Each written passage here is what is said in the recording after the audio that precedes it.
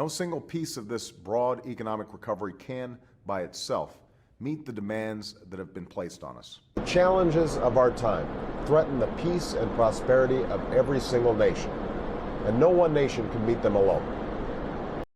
Can confront alone. The United States must lead the way, but I will work every single day that I am president to live up to that responsibility and to transform our government so that it is held to a higher standard of performance on behalf of the American people. Thank you. That's why we're building a 21st Century Department of Veterans Affairs with the largest single-year funding increase in 3 decades. This is an issue that affects the health and financial well-being of every single American and the stability of our entire economy. Jobs and healthcare are secure today, just don't know if they'll be the next to join the 14,000 who lose their health insurance every single day. And if we don't, the drop in home values, for example, has also meant a drop in the value of the single largest investment most families have.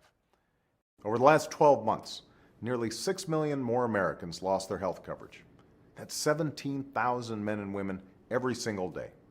That's what we're working toward every single day. And my commitment to you, the American people, is that I will focus every single day on how we can get people back to work and how we can build an economy that continues to make real the promise of America for generations to come. On our missions in Iraq and Afghanistan, your service, your readiness to make that same sacrifice is an inspiration to us and to every single American. And so are your families. Now, we know that no single month makes a trend, and job losses for the final quarter of 2009 were 1/10 of what they were in the first quarter.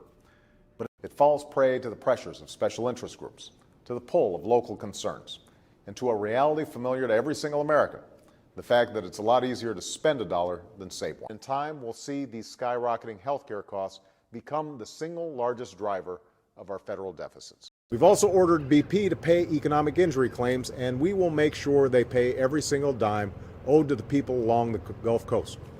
The spending unemployment insurance is one of the single most cost-effective ways to help jumpstart the economy.